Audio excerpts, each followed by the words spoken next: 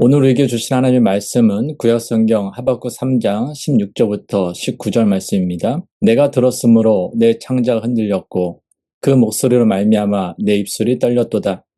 무리가 우리를 치러 올라오는 환난 날을 내가 기다림으로 썩이는 것이 내 뼈에 들어왔으며 내 몸은 내 처소에서 떨리는도다. 비록 무화과 나무가 무성하지 못하며 포도나무에 열매가 없으며 감람나무에 소출이 없으며 밭에 먹을 것이 없으며 우리의 양이 없으며 외양간에 소가 없을지라도 나는 여호와로 말미암아 즐거워하며 나의 구원의 하나님으로 말미암아 기뻐하리로다. 주 여호와는 나의 힘이시라. 나의 발을 사슴같게 하사 나를 나의 높은 곳으로 다니게 하시리로다. 이 노래는 지휘하는 사람을 위하여 내 수금에 맞춘 것이니라. 아멘. 부정적인 모든 감정은 두려움에서 오고 긍정적인 모든 감정은 사랑에서 온다라는 말이 있습니다. 이 말의 의미는 마음속에 부정적인 감정이 솟아나고 결국에는 인생을 부정적인 방향으로 이끌어 파멸에 이르게 하는 원중에 가장 큰 영향을 미치는 것이 두려움이라는 것입니다. 하워드 휴스는 미국 항공 역사상 미 대륙을 최고 속도로 횡단한 도전적인 비행자이며 또한 천재적인 항공공학자였습니다. 그리고 그는 지옥의 천사들을 비롯하여 많은 영화를 만든 열정적인 영화 제작자였으며 TWA라는 작은 항공사를 인수하여 국제적인 항공사로 키워낸 굴지의 사업가이자 탁월한 재능과 사업 수완으로 억만장자가 된 사람입니다. 그러나 1976년 4월 5일 그의 시신이 병원에 도착했을 때 온 세상은 경악했습니다. 사망 당시 그는 영양실조와 탈수증으로 키 188cm의 몸무게는 42kg밖에 되지 않았기 때문입니다. 그에게는 세균 공포증이라는 평생이 떠질 수 없는 두려움이 있었습니다. 그의 아버지는 성공적인 사업가였지만 어머니는 불결함에 대해 극도의 공포증을 가진 중증 세균 공포증 환자였습니다. 휴스는 18살에 아버지와 어머니를 모두 잃은 뒤 막대한 재산의 상속자가 되었고 수많은 도전으로 성공적인 인생을 살았습니다. 그러나 감염 방지를 위해 문고리를 잡을 때도 크리넥스 티슈 10장씩을 사용하는 등 기괴한 증상을 보였습니다. 그는 세균에 감염될까 두려워 자신의 측근들도 만나지 않았으며 전화와 메모로만 의사전달을 했고 호텔에 머물면서도 진공 유리관 안에 갇혀 살다가 생을 마감했습니다. 하워드 휴스는 두려움이 한 영혼을 정신적인 감옥 안에 가둬버린 경우였습니다. 두려움이라는 창살 없는 감옥은 최고의 천재를 불행한 인생으로 전락시켰습니다. 더 자유롭고 더 행복하고 더 아름다운 삶을 살 수 있었음에도 불구하고 비정상적인 두려움은 그의 인생을 억압했으며 불행하고 고통스러운 삶으로 이끈 것입니다. 그러므로 행복한 인생을 원한다면 두려움에 사로잡혀 부정적이고 불신앙적인 삶을 살아서는 안 됩니다. 힘들고 어려울수록 우리를 향한 하나님의 사랑을 생각하며 그 사랑 가운데 우리의 인생을 믿음 안에서 긍정적으로 생각해야 합니다. 사랑 안에서 두려움이 없고 온전한 사랑이 두려움을 내쫓기 때문입니다. 요한일서 4장 18절 상반절입니다. 사랑 안에 두려움이 없고 온전한 사랑이 두려움을 내쫓나니. 우리는 이와 같은 사실을 극한의 두려움 가운데서도 두려움 대신 하나님에 대한 사랑을 선택함으로 두려움이 찬양으로 바뀐 하박국을 통하여 보게 됩니다. 하박국 선지자는 하나님으로부터 심히 타락한 유다를 증거를 바로 세우기 위해 바벨론을 통해 심판할 거라는 말씀을 들었습니다. 하나님의 말씀을 들은 하박국 선지자는 커다란 두려움 가운데 빠졌습니다. 하박국 선지자는 자신이 느끼는 두려움이 얼마나 컸던지 다음같이 고백합니다. 오늘 본문 16절입니다. 내가 들었으므로 내 창자가 흔들렸고 그 목소리로 말미암아 내 입술이 떨렸도다. 무리가 우리를 치러 올라오는 환난 날을 내가 기다림으로 썩이는 것이 내 뼈에 들어왔으며 내 몸은 내 처소에서 떨리는 도다. 당시 바벨론 군대는 어떤 나라의 왕이나 성이나 군대도 막을 수 없는 가장 강력한 군대였습니다. 기동력이 표본처럼 빠르고 공격력이 독수리처럼 효과적이고 잔인성이 저녁 1위 때 같다고 했습니다. 그들은 이미 주변 나라들을 점령하고 잔인하게 행했습니다. 하박국이 생각할 때 이제 그들이 유다에도 침략해 올 것이고 유다에 대해서도 그처럼 잔인하게 행할 것이 분명했습니다. 유다를 점령하여 보아들과 농작물들과 가축들을 약탈하고 성을 파괴하고 성전과 궁궐과 집을 불태우고 백성을 살육하고 수많은 백성을 사로잡아 올 것이라 생각했습니다. 그것을 생각하니 창자가 흔들리고 입술이 떨리고 썩이는 것이 뼈에 들어오고 몸이 떨렸다라는 것입니다. 지금 그의 마음이 얼마나 두렵고 고통스러운지를 알 수 있는 표현들입니다. 오늘 보면 17절입니다. 비록 무화과 나무가 무성하지 못하며 포도나무에 열매가 없으며 감람나무에 소출이 없으며 밭에 먹을 것이 없으며 우리의 양이 없으며 외양간에 소가 없을지라도 무화과 나무와 포도나무와 감람나무는 유다 지역에서 가장 흔하면서도 가장 중요한 유실수들이었습니다. 그 나무들에서 나는 열매들은 일상 식용으로 사용되었습니다. 유대인들에게 있어서 무화과는 비상시에는 식사 대용으로 사용되는 과일입니다. 포도주는 생활의 필수 음료이며 감람류는 거룩한 예식에 주로 사용되었습니다. 그래서 그 나무들이 무성하지 못하고 열매가 없고 소출이 없다면 절망적일 수밖에 없습니다. 또한 밭에 먹을 것과 우리의 양과 외양간의 소는 농경생활이나 유목생활하는 유다 백성들에게 절대적으로 필요한 농작물들과 가축들입니다. 그것들은 생존과 생활에 절대적으로 필요한 것들이었습니다. 그것들이 없어진다면 그야말로 절망적일 수밖에 없습니다. 그런데 바벨론이 유다를 점령한다면 그것들이 약탈당하거나 파괴되므로 그것들이 다 없어지게 되고 그렇게 되면 생활이 극한 상황에 이르게 되는 것입니다. 실제로 바벨론의 공격으로 고립된 유다의 상황에 대하여 성경은 다음과 같이 증거합니다. 예레미야 애가 2장 11절, 12절입니다. 내 눈이 눈물에 상하며 내 창자가 끊어지며 내 간이 땅에 쏟아졌으니 이는 딸 내 백성이 패망하여 어린 자녀와 젖먹는 아이들이 성읍 길거리에 기절함이로다. 그들이 성읍 길거리에서 상한 자처럼 기절하여 그의 어머니들의 품에서 혼이 떠날 때 어머니들에게 이르기를 곡식과 포도주가 어디 있느냐 하도다. 예루살렘 성에는 먹을 것이 없어 길거리마다 굶어 죽은 어린 자녀들과 젖먹는 아기들의 시체로 가득했습니다. 예레미야 애가 2장 20절 21절입니다. 여호와여 보시옵소서 주께서 누구에게 이같이 행하셨는지요. 여인들이 어찌 자기 열매 곧 그들이 낳은 아이들을 먹으오며 제사장들과 선지자들이 어찌 주의 성소에서 죽임을 당하오리이까. 늙은이와 젊은이가 다 길바닥에 엎드려져 싸우며 내 처녀들과 내 청년들이 칼에 쓰러졌나이다. 주께서 주의 진노의 날에 죽이시되 궁일이 여기지 아니하시고 도륙하셨나이다. 심지어 여인들은 먹을 것이 없어서 자기 자식을 먹게 되었으며 성전에는 살해당한 선지자들의 시체가 널려 있었고 길바닥에는 매장되지 않은 채 버려진 시체들로 가득하였습니다.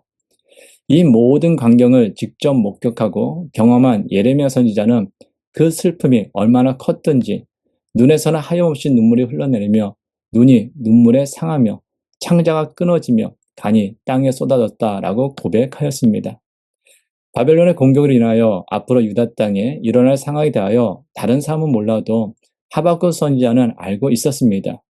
그리고 그것은 하나님의 말씀이었기에 반드시 일어날 일이었으며 하박국 선지자는 그것을 기다리고 있었습니다. 그러니 그로 인한 두려움과 고통이 얼마나 컸겠습니까? 사랑하는 가족, 사랑하는 이웃, 사랑하는 동료가 전쟁을 경험하며 그로 인해 지금까지 겪어보지 못한 굶주림과 이루 말할 수 없는 고통을 겪게 될 것이라는 것을 알고 기다리는 하박국 선지자가 겪는 두려움과 고통은 이루 말할 수 없었을 것입니다.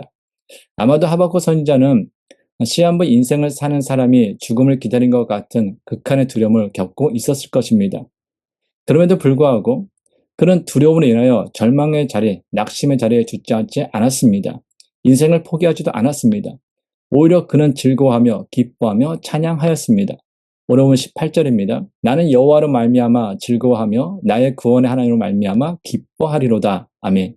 지금 하박국 선지자는 창자가 흔들리고 입술이 떨리며 뼈가 썩으며 몸이 떨리는 극한의 두려움을 경험하는 그 중에도 오히려 즐거워하며 오히려 기뻐하며 오히려 찬양하였습니다. 예전에 암 전문의가 암에 걸린 사람은 암 때문에 죽지 않습니다 라고 말하는 것을 들은 적이 있습니다. 암에 걸린 사람이 암 때문에 죽지 않는다라는 것입니다. 암에 걸린 사람이 죽는 원인은 다른 데 있다라는 것입니다. 그래서 무슨 말인지 들어봤더니 암에 걸린 사람이 죽는 원인은 먹지 않아서 죽는다라는 것입니다. 즉, 난 암에 걸렸으니까 곧 죽을 거야. 암에 걸렸으니까 반드시 죽을 거야.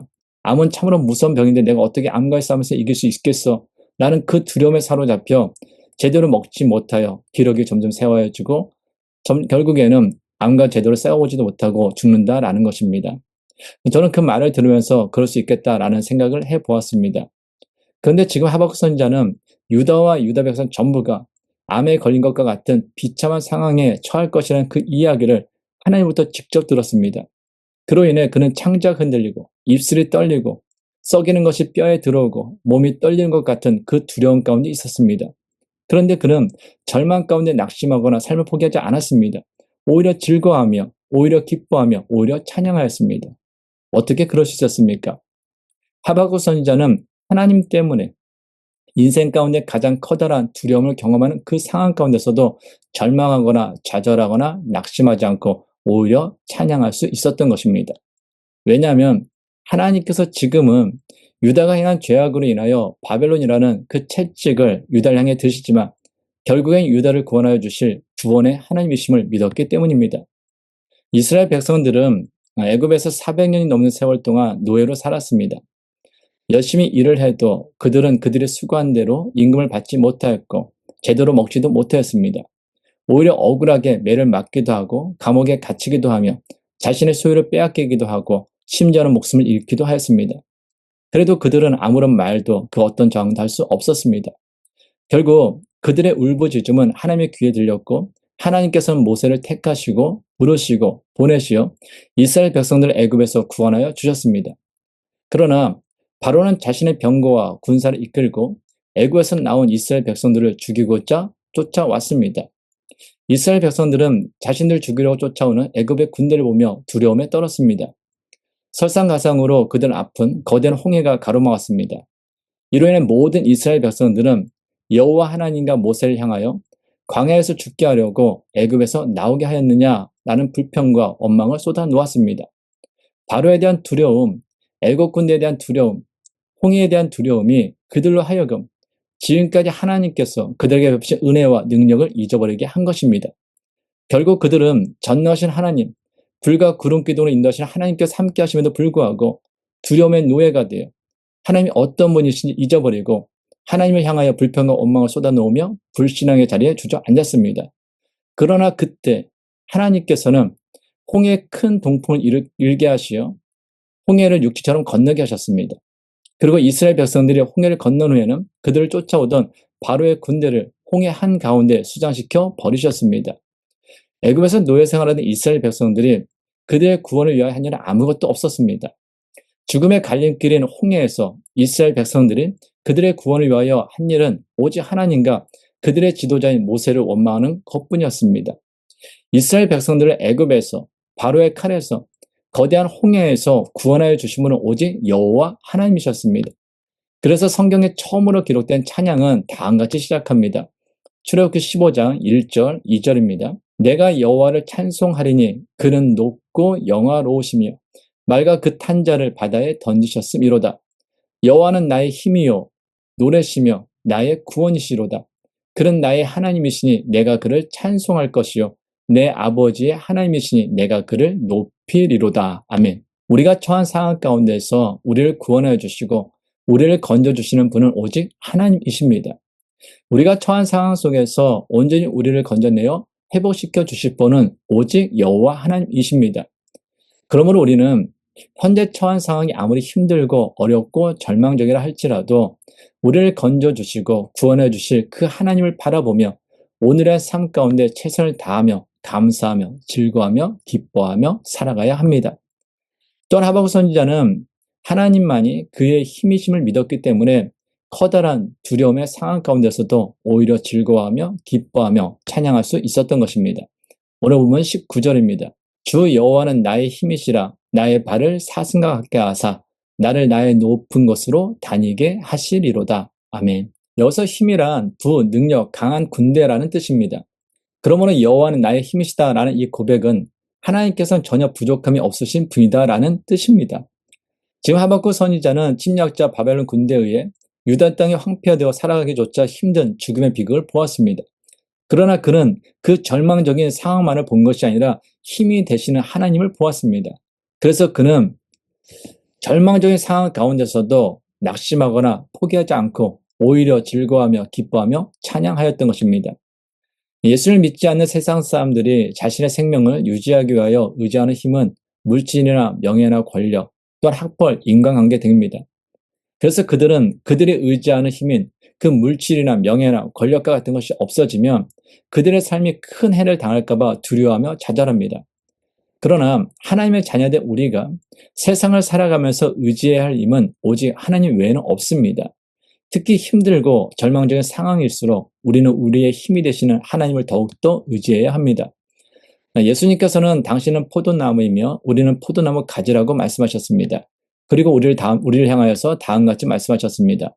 요한복음 15장 5절입니다. 나는 포도나무요 너희는 가지라. 그가 내 안에 내가 그 안에 거하면 사람이 열매를 많이 맺나니 나를 떠나서는 너희가 아무것도 할 수 없음이라. 아멘. 가지가 평안하게 지내며 생명을 발할 때는 오직 나무에 붙어 있을 때입니다. 그러므로 우리가 포도나무이신 예수님의 가지라는 것은 우리는 포도나무이신 예수 그리스도를 떠나서는 살아갈 수 없다라는 의미입니다. 설령 예수 그리스도를 떠나서 잠깐 동안은 더 잘 살 수 있을 것 같아도 포도나무이신 예수님을 떠난 사람은 이미 마르고 썩어질 죽음에 가까이 가고 있는 것입니다. 왜냐하면 생명이신 예수 그리스도를 떠났기 때문입니다. 그러나 지금은 실패한 것 같고 죽은 것 같아도 포도나무이신 예수 그리스도께 붙어있는 사람은 결국에는 형통할 것이며 영원한 생명을 얻게 될 것입니다. 왜냐하면 생명이신 예수 그리스도께 붙어있기 때문입니다. 그러므로 우리는 이 세상을 살아가다가 힘들고 어려운 상황을 만나더라도 우리의 힘이 되시는 하나님만을 의지해야 합니다. 우리의 생명이신 하나님만을 의지해야 합니다. 그러면 우리의 힘이 되신 하나님께서는 우리의 발을 사슴과 같게 하사 우리를 우리의 높은 곳으로 다니게 하실 것입니다. 흔히들 사슴은 연약한 동물로만 생각합니다. 특히 사슴의 다리는 가늘고 길어서 힘도 없어 보입니다. 그런데 사슴의 다리는 가늘고 길어서 사슴으로 하여금 오히려 가볍게 산악지역의 높고 험한 곳을 아주 부드럽게 잘 뛸 수 있게 합니다. 그러므로 우리가 하나님을 의지하면 하나님께서 우리의 발을 사슴 같게 하사 우리로 하여금 지금 겪고 있는 그 힘들고 어려운 상황을 잘 이겨나갈 수 있도록 도와주십니다. 그래서 우리는 어떤 상황 속에서도 오직 여호와 하나님을 인하여 즐거워하며 기뻐하며 찬양할 수 있는 것입니다. 오늘은 2024년 마지막 주일입니다. 이제 2024년은 3일도 남지 않았습니다. 지나온 1년의 시간을 돌이켜보면 참으로 많은 일들이 있었고 참으로 빠르게 지나갔다라는 생각이 듭니다. 행복한 시간도 있었고 기쁘고 즐거운 시간도 있었습니다. 그러나 반면 너무나 힘들고 괴로운 시간도 있었고 아프고 슬픈 시간도 있었습니다. 그런데 하나님 안에서 이 모든 것을 돌이켜 생각해보면 모든 것이 하나님의 은혜였으며 모든 것이 하나님의 섭리였다라는 사실을 깨닫게 됩니다. 그래서 하나님께 감사하며 하나님 안에서 즐거워하며 하나님을 찬양합니다.